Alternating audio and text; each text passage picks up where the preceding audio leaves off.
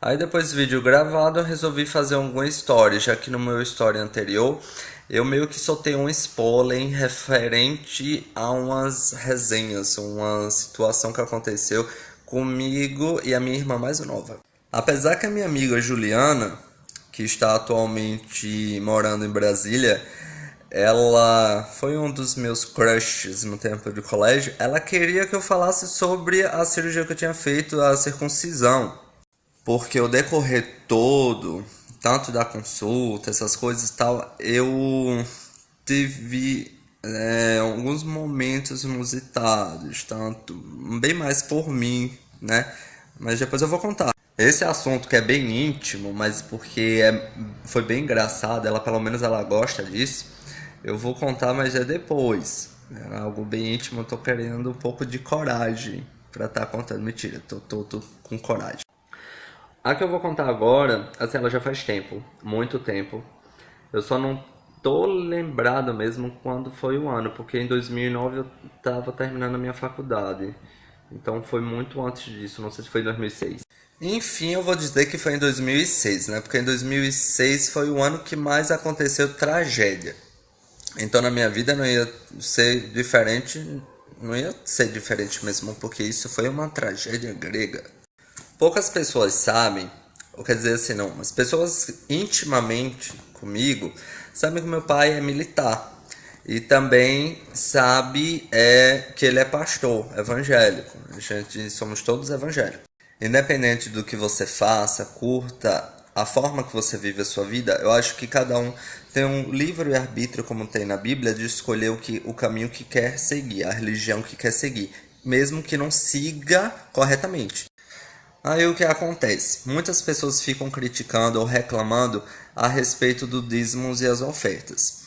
Só quem realmente está no lado de dentro dessa situação é que sabe o que acontece e para que serve. Então, esse dinheiro que entra nas igrejas, tanto nas evangélicas como nas católicas, acredito que nas outras religiões também tem esse tipo de colaboração. É para estar ajudando na manutenção da igreja e na ajuda dos irmãos. Porque as igrejas elas não recebem nenhum tipo de ajuda da prefeitura ou do estado. Não recebem. Então, quem realmente está na frente dela, que são os pastores, os líderes, é que tem que ter essa responsabilidade. Então, o que acontecia? Aqui em casa sempre tinha três cofres, aqueles porquinhos de plástico, né? Era um de 10 centavos e 5 centavos, o outro era de 25 centavos e o outro de 50 e de R$ 1 que meu pai deixava, que era por conta das ofertas do dízimo para estar junto. Porque assim ficava melhor. Quando já estava cheio, eles enchia, ele levava para trocar no banco e com o dinheiro já em papel, ele levava para o pastor presidente. Que justamente esse dinheiro para pagar energia, para pagar água, para fazer as manutenções das cadeiras, dos sons das igrejas e também para aqueles pastores que não trabalham ter uma ajuda de custo. E também para estar trazendo pregadores e cantores de fora para as festividades que ocorrem na igreja. O que eu particularmente eu discordo, porque se você é pregador e você é cantor, você não precisa cobrar. Já que você recebeu um dom de graça, você dá de graça. Agora, quando se trata de DVDs, CDs, aí é assim diferente, é o seu trabalho, você tem que realmente estar vendendo isso. Mas para você estar cantando ou pregando, enfim, né? Cada um faz da forma que quer. Agora, voltando ao assunto, o que acontecia? Eu e a minha irmã, a gente sabia onde era que estavam os potes de ouro. Pois é, não precisou procurar o arco-íris. Meus pais sempre teve total confiança na gente, nos seus filhos, até porque nós tivemos uma ótima educação, tanto pelo meu pai como também pela minha mãe. Os dois nos instruíram muito bem, mas éramos crianças. Também não é para menos, né? Pai militar e pastor, imagina a ditadura que era aqui em casa, né? Mas era tudo ótimo. Então, eu e a minha irmã, a gente de vez em quando queria sair. Então, como a gente sabia onde era que estava, a gente sempre ia no cofre de R$ 1,50. E cada um pegava R$ 2.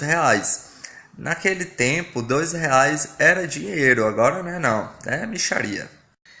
Um total de um mês a gente praticamente pegava era R$ 20, um mês. Mas era antecipando o nosso dízimo, sabe por quê? Porque eu recebia 100 de mesada e ela também. Então, quando a gente recebia a nossa mesada, como a gente tinha que estar dando dízimo, era de 100 reais os 10% de 10 seria, de 100 reais seria 10. Então, eu dava os 10 e ela também dava. Então, ia compensar o que a gente tirava antes. A gente pensava, tipo, eu vou estar fazendo isso porque daqui que eu venha receber a minha mesada, eu tô precisando do dinheiro agora. Se eu for pedir pro meu pai, ele vai dizer, não, espere o dia da sua mesada. Eu espero todo o final do mês do meu salário, porque você não pode esperar. Sempre falava. Aí uma certa noite, ele já estava trocando, tirando esse dos porquinhos de plástico para colocar realmente num cofre de vergonha, né? Porque esses de plástico a gente sempre falava, nossa, não, tem que colocar um melhor, né? Um potente. Aí uma certa noite, ele foi para a igreja, eu e a minha irmã tínhamos que aproveitar esse último dia, essa nossa despedida com essa ação, né? Porque a gente não ia ter mais essa mamada, a gente tinha que esperar a nossa mesada mesmo.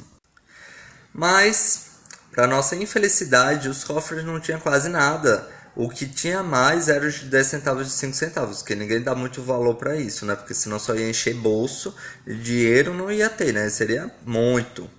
Aí eu deixei pra lá, eu não peguei. Ele disse pra minha irmã também não pegar. A gente foi dormir, já tava tarde, tá? Depois quando meu pai chega com a minha mãe, só ouço aqueles barulhos. Misericórdia, acorda esse menino. Eu acordo assustado, com meu coração batendo mais do que tudo, quase saindo pela boca. Parecia que eu ia ter um ataque cardíaco, que na época eu nem sabia nunca era que eu ia fazer. Agora, depois de ser bombeiro, eu já sei.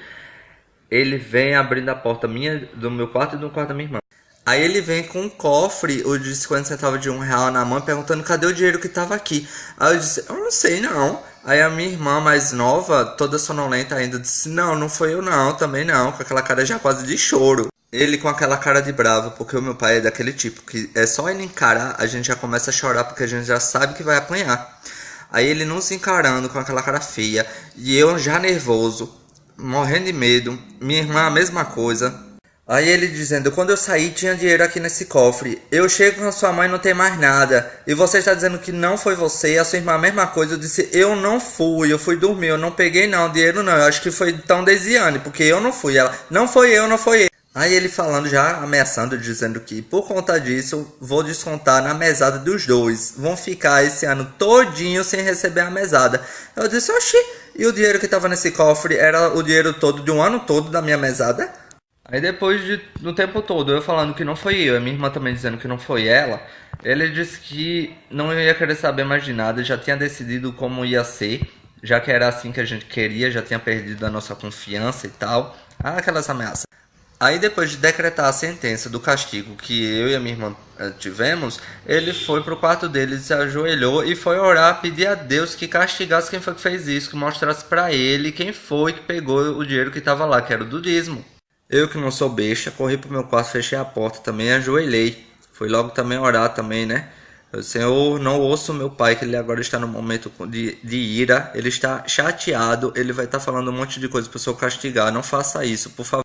Eu nunca fui de estar orando ajoelhado. Essa vez eu fiquei horas ajoelhado. Eu geralmente quando eu venho orar, eu fico logo deitado na cama, fico orando. Só que no dia seguinte eu fico pensando onde foi que eu parei na oração. Pedi tanto a Deus que não castigasse, que não fizesse nada de ruim com a gente, né? Porque eu tava meio que com medo, mesmo a mesma coisa. Eu tinha eu coleciono DVD, então alguns dos meus DVDs eu tinha comprado justamente por isso. Aí acabei vendendo alguns dos meus para tá devolvendo o que eu tinha pego. Eu sei que com a minha mesada estaria devolvendo, mas vai lá que cola, né? Já pensou Deus realmente ouvisse meu pai? Depois desse dia, mais nunca meu pai deixou dinheiro aqui. Os dízimos e as ofertas ele já em todos os cultos ele já trocava e já depositava na conta da igreja mesmo, não trazia mais nada. Ele até chegou a pensar que tinha sido a minha mãe, porque eu falei que não era eu, que não tinha sido eu, e a minha irmã também dizia que não tinha sido ela. Então a culpa foi toda na minha mãe, ela sempre levou. Mas esse dia foi assim, interminável, porque parecia que nunca ia acabar. Eu ainda fico lembrando ele na porta do meu quarto com um cofre na mão, a minha, a minha irmã com a cara de bruxa e ele nos olhando com aquela cara dele de bravo, como se estivesse dizendo quem foi que pegou esse dinheiro que tava aqui. E eu meio que gaguejando, que quando eu fico nervoso, ou eu gaguejo ou eu começo a rir. Aí eu me entrego, mas como eu realmente não peguei, eu não... Ele cumpriu com o decreto dele. Eu e minha irmã, depois desse tempo, mas nunca recebemos nossa mesada. A gente teve que se virar depois, né? Principalmente eu, né? Que eu comecei a trabalhar primeiro do que ela. Daí eu aprendi uma lição. Nunca dê as costas pro seu cúmplice. Ele pode aprontar e te lascar, né? Que foi isso que aconteceu. Minha irmã acabou também me lascando, porque eu disse para não pegar, ela acabou pegando. Mas Deus não nos castigou, ele viu que estávamos arrependidos, que a gente não ia fazer mais isso, né? E que essas coisas é errada, a gente não pode fazer mais. Mas apesar dos atos errados, a gente aprendeu a lição de nunca mexer no que não é nosso. Mesmo que na minha cabeça e na cabeça dela, o dinheiro servia para os necessitados. E como a gente não estava com mesada, entrávamos nessa linha. Só que não é bem assim. E acabamos perdendo a confiança na época dos nossos pais. Depois, com o tempo, é que a gente foi conquistando de novo.